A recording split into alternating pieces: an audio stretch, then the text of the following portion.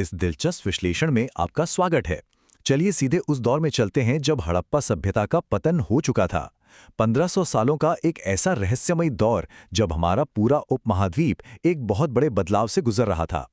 पुराने शहर तो मिट रहे थे, लेकिन कुछ नया, कुछ बहुत ही विशाल आकार ले रहा था। आइए इसे खंगालते हैं।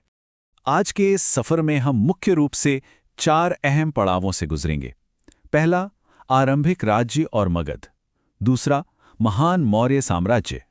तीसरा, उस दौर का बदलता समाज और व्यापार। और आखिर में इतिहास के सबसे पुख्ता स्रोत यानी अभिलेख।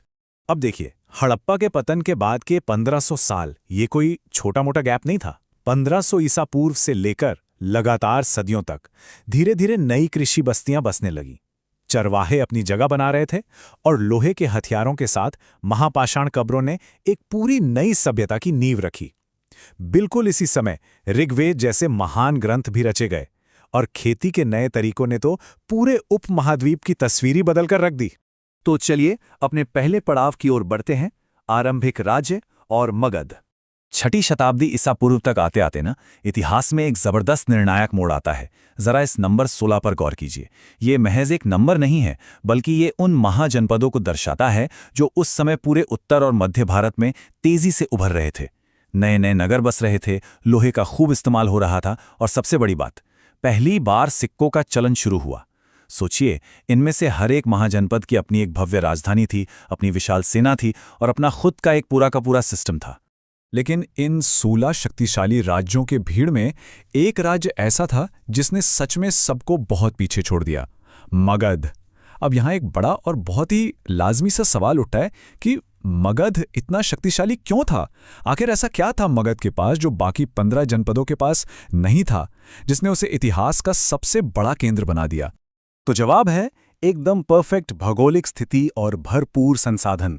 मगध के पास एक अजेय प्राचीन युद्ध मशीन बनाने का मानो पूरा नुस्खा ही मौजूद था। एक तो जबरदस्त उपजाऊ जमीन जो बड़ी आबादी का आसानी से पेट भर सके।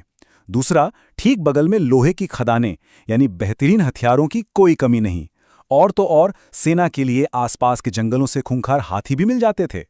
गंगा और उसकी सहायक नदियों ने आवाजाही को एकदम आसान बना दिया था। और इन सबके ऊपर बिंबिसार और अजातशत्रु जैसे महत्वाकांक्षी राजाओं का दिमाग। उन्होंने इस भौगोलिक लॉटरी का भरपूर फायदा उठाया। और यहीं से हमारा दूसरा अध्याय शुरू होता है, महान मौर्य साम्राज्य। मगध के इसी जबरदस्त रणनीतिक दबदबे ने आगे चलकर एक बहुत ही विशाल साम्राज्य के लिए रास्ता बनाया। महान रणनीतिकार चाणक्य, हाँ वही जिन्होंने अर्थशास्त्र जैसी मशहूर किताब लिखी। उनकी शानदार रणनीतियों की मदद से चंद्रगुप्त मौर्य ने नंद वंश को जड़ से उखाड़ फेंका और देखते ही देखते एक ऐसी शक्तिशाली केंद्रीकृत सत्ता खड़ी कर दी जो भारतीय इतिहास में पहले कभी नहीं देखी गई थी। ये साम्राज्य पश्चिम में सीधा अफगानिस्तान तक फैला हुआ था। अब जाहिर सी बात है, अफगानिस्तान तक फैले इतने बड़े इलाके को संभालना कोई बच्चों का खेल तो था नहीं। इसके लिए वो एक बेहद जटिल सैन्य नौकरशाही पर निर्भर थे, जिसका जिक्र यूनानी राजदूत मेगास्थनीज ने भी किया है। उनके पास एक मुख्य समिति थी और 6 उप समितियां थीं। ये समितियां नौसेना के बेड़े से लेकर ट्रांसपोर्ट, पैदल सैनिक, घुड़सवार, रथ और यहाँ तक कि हाथियों के दल तक का बहुत ही बारीकी से प्रबंधन करती थीं। उस जमाने के हिसाब से ये सच में एक प्रशासनिक चमत्कार था। लेकिन फिर इसी साम्राज्य के सबसे महान सम्राट अशोक ने कलिंग युद्ध के बाद सब कुछ बदल दिया। उन्होंने जीत और विस्तार के रास्ते को हमेशा के लिए छोड़कर एक बहुत ही गहरी और नैतिक व्यवस्था को अपनाया, जिसे धम्म कहा गया। इसमें बड़ों का सम्मान, सच्चाई, अहिंसा और सहनशीलता पर सबसे ज्यादा जोर दिया गया था। कमाल की बात तो यह है कि अशोक ने इन विचारों को पूरे साम्राज्य में फैलाने के लिए महामत्थ नाम के विशेष अधिकारियों की बाकायदा नियुक्ति भी की।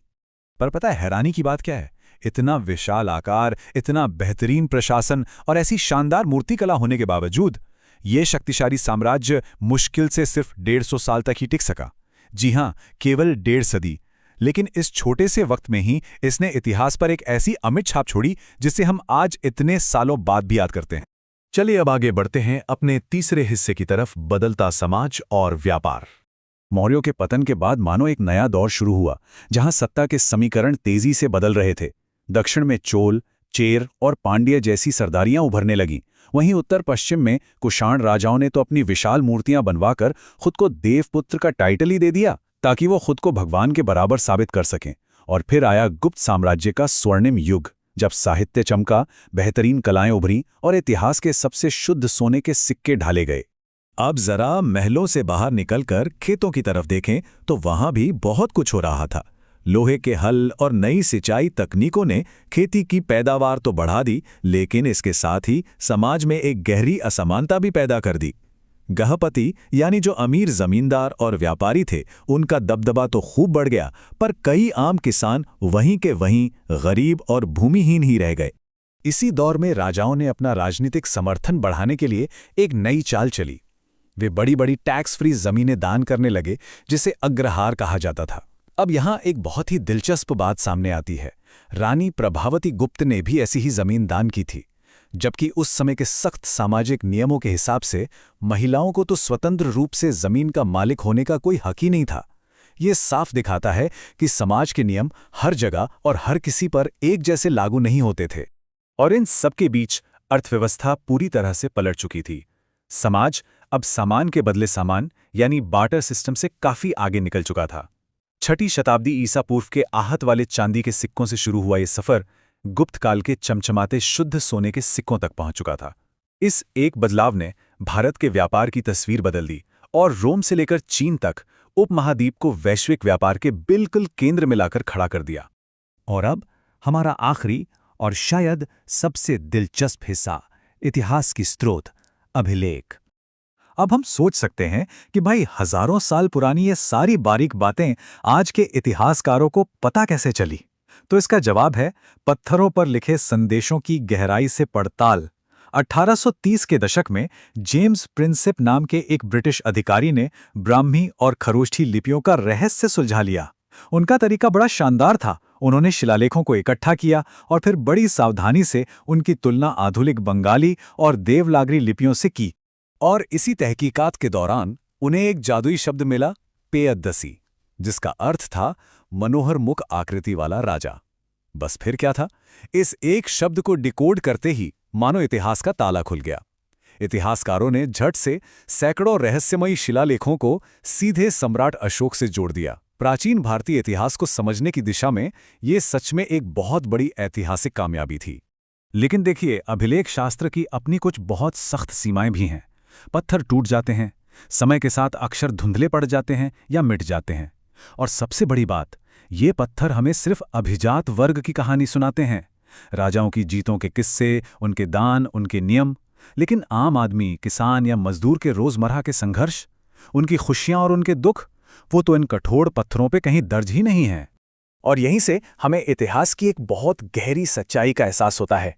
अगर ये पत्थर सिर्फ प्राचीन राजाओं की ही आवाज गुंजाते हैं, तो फिर आम लोगों की उन दबी हुई आवाजों को सुनने के लिए एक इतिहासकार को आगे कहाँ देखना चाहिए?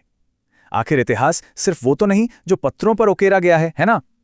ये तो अतीत की उन खामोशियों की पड़ताल करने का भी नाम है, जहां आम लोगों की दबी आवाजें आज भी सुने जाने का इंतजार कर रही हैं।